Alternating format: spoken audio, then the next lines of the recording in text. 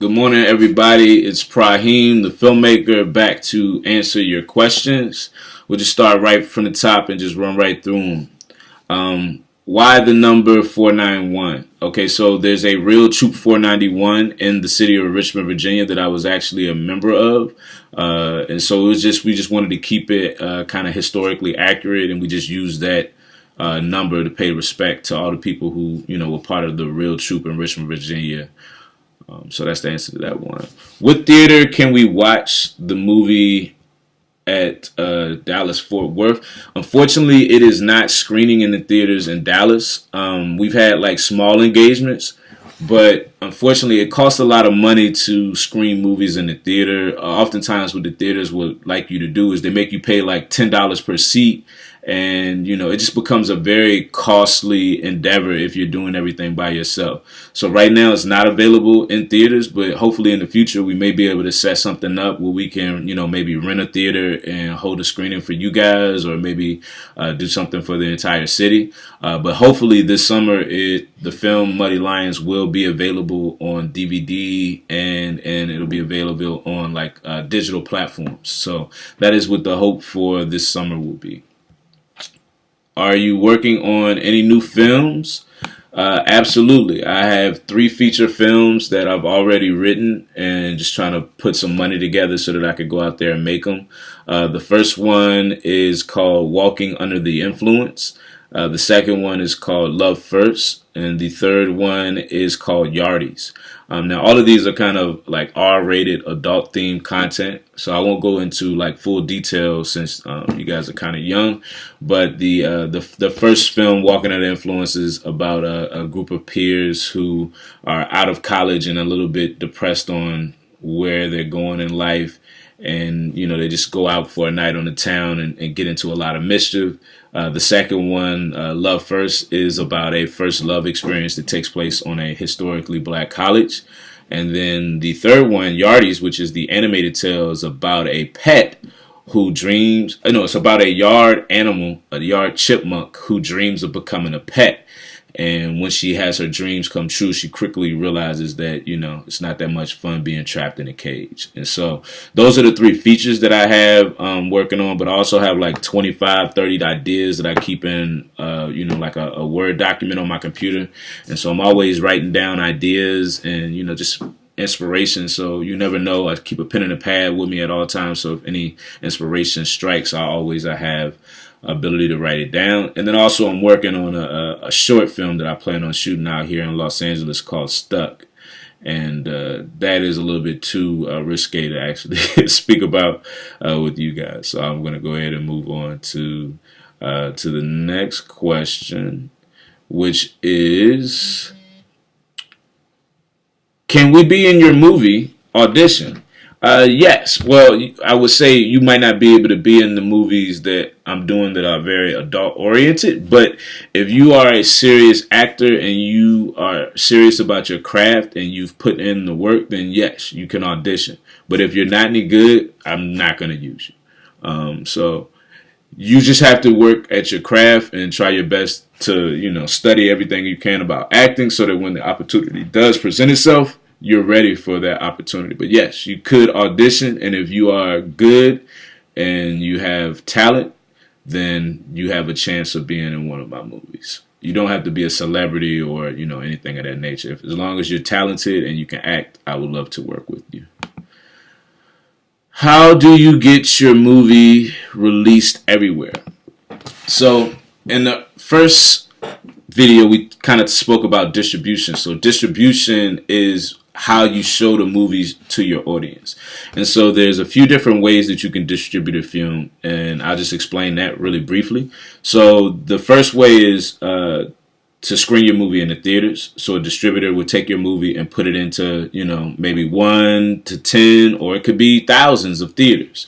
And so that costs money. And so typically the distributor will take on those costs for the filmmaker. They'll pay for the prints, which means having a physical copy that they can show at each theater. So when you see that, let's say, Star Wars is playing at 2,000 screens across this country, then each one of those screens has to have a physical copy that can cost anywhere from $1,500 to $3,000 per copy. So it just, money starts to add up when you do big releases in the theater. So if you have 200 or 2,000 screens across the country, that means you have to have a print for each theater. You have to have marketing materials and advertisement letting people know that there are all these different screens. So it could cost millions upon millions of dollars to release a movie in the theaters. And so that's why you see a lot of younger artists and maybe more independent artists, they'll release their stuff digitally because it doesn't take as much money to put it on Netflix. You can just put it and people will find out about it word of mouth. So again, you have your theatrical release, then you have a digital release, which will be like a Netflix, YouTube, things of that sort. Then you could put it out on DVD, Blu-ray, and sell it out of the retail stores like Walmart, Target, things of that nature. And then you have last, which will be like ancillary. That'd be like if you go on a cruise ship and you want to rent a movie, you can find it there. On an airplane, you can find it there. Or when you watch it on television. Those are other ways. So filmmakers can sell all of their rights to one distributor, or you can sell all of your rights individually. So it really just depends on, how you see your film moving. Oh, and also international sales. So once you do all that, then you sell your movie internationally and you can make more money. And so sometimes you'll sell all of your rights, and then sometimes you'll just sell individual rights. So it's like, all right, I'm going to have this one guy over here who will do my digital movie release, and then I have another person over here who will do my international release. Or you could just have one person do it all. The one person doing it all, that's just one person that you have to go through and deal with. The more people that you have to deal with, I would imagine, the more headaches. So for me, right now, I recently signed a distribution deal, and we're hoping that the movie is going to be released digital platforms and retail stores this summer. But if that does well, then who knows, the distributor may be able to put some more money into it and put it out into the theaters, or, it's just really wide open at this point. Question number 6. When I follow you on IG, will you follow me back? Okay, so following me on IG, one, I'm not suggesting that you follow me on IG just because I'm over the age of 30 years old, and I would suggest that you talk to your parents about like who and what it is that you're following. And for me, when I follow someone, I'm generally trying to get inspiration or learn something from somebody. So I think I've never really liked the idea of following back, because you're following somebody for a reason, but they don't necessarily have the same reason to follow you. So it's like, well, why am I following you? Is there a reason for me to follow you besides you just talking? Because generally, if you don't have anything of importance to say, I have zero desire to listen to you. So to be completely honest, the answer is probably no. I'm not going to follow you back just because I'm 30. You guys are probably under the age of 18. And I think it's kind of weird for me to be following kids. So you can follow me if you want. Probably not going to follow you back, but that's nothing personal. I don't follow a lot of people back, mainly because I'm not trying to consume what everybody is trying to put out. I'm very conscious of what energy I absorb, and I'm just not with the nonsense. And so I understand young people, you're young. I'm not young anymore in my mind. So certain things I just don't want to entertain. So yeah, again, probably not going to follow you back if you're under the age of 18. Sorry. All right, did you help with Star Wars Rogue One? Absolutely not. I am an independent filmmaker, which means everything that I'm doing, I'm pretty much doing it on my own. I do not work for a studio. I do not have any connections with studios. I would like to. That's part of the reason why I moved out to Los Angeles, is so that I can establish those relationships and start to make those connections. But right now, Star Wars is a huge movie that, you're spending $100 million on making the movie, $100 million on marketing the movie. And I'm just a little baby filmmaker trying to make independent creative movies that don't follow the same the same boring structure that most movies are going to have. Next question is, how many movies have I made? Okay, so I've only made one feature film, and I've made maybe let's say 3 to 4 short films.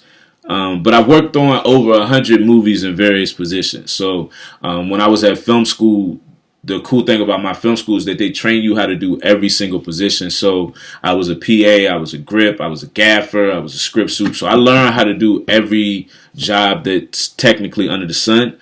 I've learned how to do it. And then recently I've had the opportunity, I just worked on someone else's film as a locations manager. It's called Burning Sands. That's actually going to be coming out on Netflix. I believe it's going to be March 10th, but it's about hazing at a HBCU. So that was a lot of fun. So it's actually outside of my own work, I've probably only worked on maybe 3 or 4 professional films, and I was like just a production assistant. But it was a very valuable experience just to be on any set and learn from other creatives. You learn what to do, you learn what not to do, and so yeah, it hasn't been too many films. I'm relatively new in my career.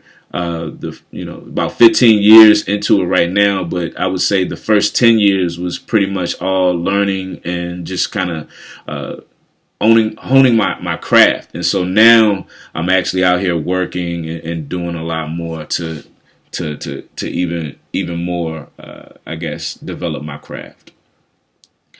How long does it take to make a movie? Okay, so again, we're talking about independent filmmaking and studio filmmaking. Those are kind of 2 completely different worlds. So for me, with the Muddy Alliance, it took us. So we're gonna start from the very beginning, because you're talking about from just the idea in someone's head to when the movie is released. So I would say it took us maybe 2-3 years. So it took about 1.5 years to write the script. It took a week or 2, maybe 3 weeks, a month or 2 to pre-production the movie. It's just planning and everything. And then it took 15-20 days to shoot the movie, about another 3 months to edit it. And so we started writing it in 2010, had the first draft 2011. We shot it in 2015. We finished editing in 2013 and released it 2013. And then for the next 2 years, I traveled around doing film festivals, trying to get distribution. And then in 2016, we signed a distribution deal. And then this summer in 2017, the movie should be coming out for a digital release or some sort of a retail release. So it's been 7 years I've invested in my life on this one film. Now, for studio movies, it could take anywhere from 6 months to a year to make a movie, or it could take 3 to 5 years. There's just so many different variables that come into play when you're making a movie. You're talking about actors availability. If you have this big movie, let's say for instance like a American Gangster. So you have American Gangster that has Denzel Washington and Russell Crowe. Well, these are 2 huge celebrities whose schedule you have to work around. So if they're both working in movies in 2016, you might have to push that movie back. Well, all of that costs money to push back. And I think what ended up happening with that movie is they signed Denzel Washington for a certain amount of time. They paid him $25 million for that certain amount of time. And they didn't get the movie done. The movie didn't even start. So they had to renegotiate and bring Denzel Washington back after that time had lapsed. So they had to pay him another $25 million. So it cost them $50 million just to get Denzel for that one movie. So it's just like stuff like that, can make your movie cost more. It may make it take longer. And then I would imagine like the scope of the movie. If you have a movie that just has 2 actors, it may not take that long. If you have a movie that has 100 actors and they all have speaking lines, that could take a very long time. So again, to answer the question, it could take anywhere as short as like maybe 3 to 6 months, or it could take anywhere as long as like 3 to 6 years. It really just depends. And again, that has nothing to do. That's just the making of the movie. That has nothing to do with the actual distribution of the movie, which that could take forever. There was a situation like right after 9/11 happened where they had all these movies with Muslim terrorists, and they had to put them on the hold because it was like, we don't want to come and put this movie out right after 9/11 and kind of create more of a outcry about this. So they put those movies on hold, and those movies wouldn't come out for another 5 years. And so you always see like, hey man, this movie might have been finished 10 years ago, but it didn't get released until just 2 years ago. So it's just a whole lot of things that can, prolong the process. And just depending on if you have less people involved, the process can be a lot smoother. The more people involved, everybody has an opinion, everybody has a suggestion, and all of those suggestions take a long time. All right, that was a long answer on that one. What genre of movies do I make? All right, so right now I've done the drama, but my next one is going to be an R-rated comedy, and then I have a love story I'm going to do, and then I'm going to do an anime. So to answer your question, before I die, I would like to be able to make a movie in every genre. So that means I want to do a horror movie. That means I want to do an action movie. That means I want to do some sci-fi. That means I might even do some experimental movies. I'm not saying that all of these movies are going to be good, but I would like to try my hand and see if I'm good at it. I think I could do anything I put my mind on it, but that's just me. I'm going to look crazy. So let's see. How do you work out the details of someone getting shot in a movie? All right, so no one gets shot in the movie because it's all fake. So, it's really just, there's a few different ways that you can go about doing it. I guess the first question would be, is this person being shot on camera? Fake shot on camera, or are they not? So for my film, with Muddy Lions, the whole purpose was not to see the young boy get murdered. However, it was to see my main character's reaction watching the young kid get murdered. So for me, I never really needed to show that. It was never part of the plan to show someone get shot. So we just, did everything up into the shot, and then we just kind of faked it. But for instance, if we were going to show someone on camera getting shot, it's almost like a choreographed dance. And so, you have everybody, move in certain ways so that it feels as if it's real. And then what they may end up doing is they'll put like these things they call squibs, and then basically they'll pop off of your shirt. You'll have it under your shirt. So we'll have a fake gun pointed at you, and it'll have blanks inside the fake gun. So they'll sound like a real gun being fired. And you time that and choreograph that. So when I fake shoot my gun at you, you have these bullets explode from your chest and blood coming out. And so it's like somebody in the back over here timing when you do your fake shots, boom, I'll press this button on this person's shirt, and that way it explodes. Or you, say for instance, you get shot in the face, you may have some sort of a special effect that's going to happen to where your jaw falls off, and they may have somebody behind you with this button that's just going to hit this button. And so it's a choreographed dance, but it's all fake. It's all fake blood, and it's just a matter of having fun and being creative and saying, how can I make this look realistic to the audience? But it's not real. Nothing in movies is real. You gotta, for one, just understand that everything is made up. It's made to look real. It may have happened in real life to somebody else, but when we're doing a movie, it's fake. If we're doing like a scene where somebody has had a car crash into a river or something like that, generally what you have is, you just have a big room that we flood with water and we stick a car in there. And so it looks like what you see on TV, but it's all movie magic. That's the beauty of it. Everything is fake, and it's more so just about choreographing everybody's movement, even with a punch. When you guys play fight, you know what looks real and you know what doesn't. Well, you're just using that idea, that concept, and using the camera to hide what looks fake and what doesn't. So if I swing at you and you move with my swing, it's a natural look. It looks like you got punched in the face. We've all played that game when you in the classroom and you act like you punched somebody in the face, and if they act properly, it will sell it as real. And so that's essentially what we do with the whole gunshot thing as well. How much money do I make in a year? Y'all are nosy.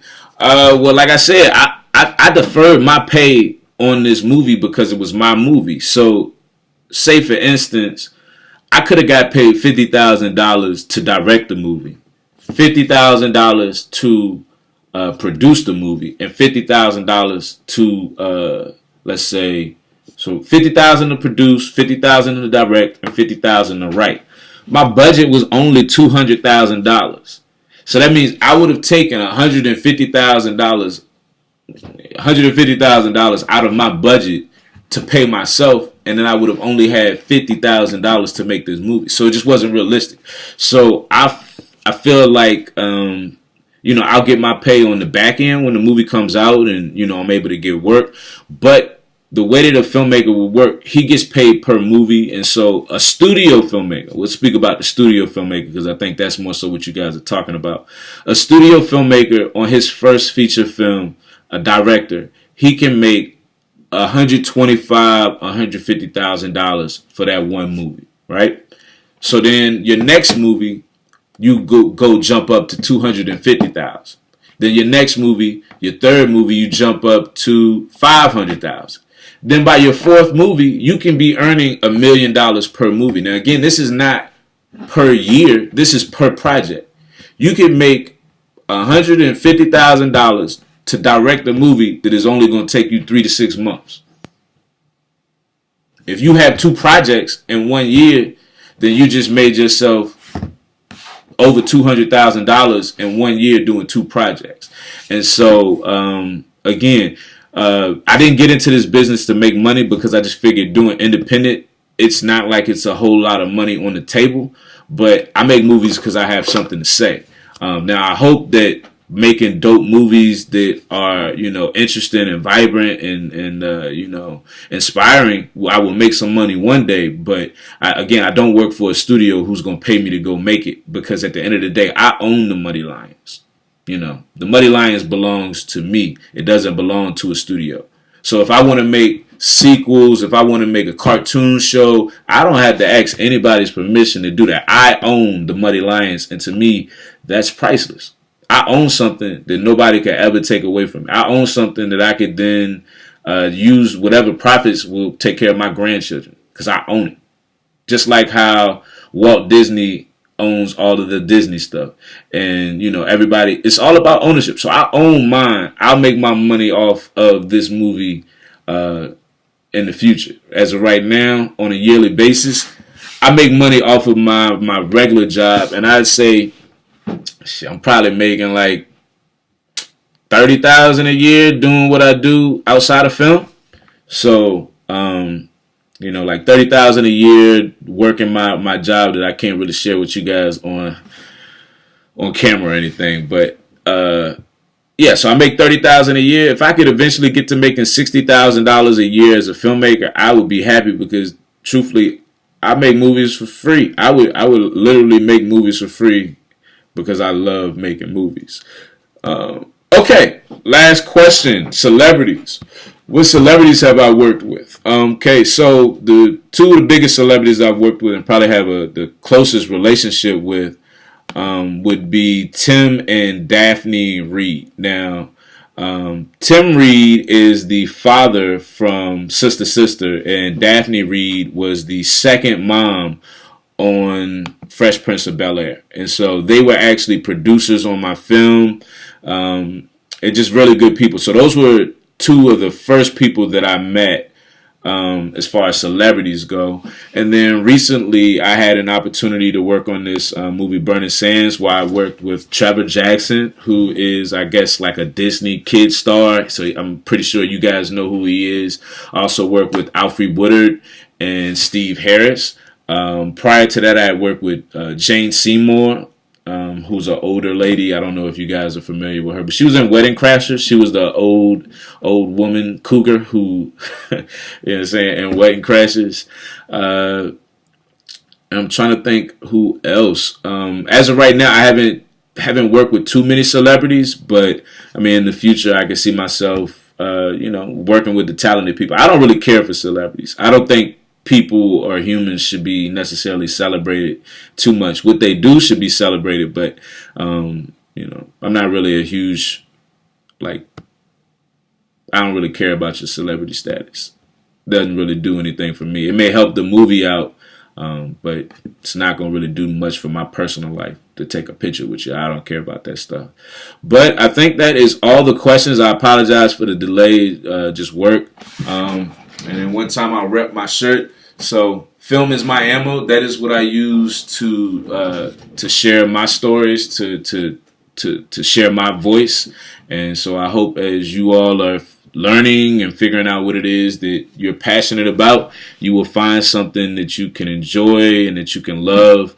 And, you know, eventually you'll figure it out that it's not really working when you're doing what you're passionate about. And then see how you can, you know, turn what you enjoy and love doing and see how you can help others. You know, if there's a way that you can do all of those things at the same time, then you'll be a blessed person. So I do thank you all for taking your time to listen. This is kind of long and I might have rambled a little bit, but I tried my best to answer the questions to the best of my ability. If you guys ever need me, any other questions, you can talk to your professor.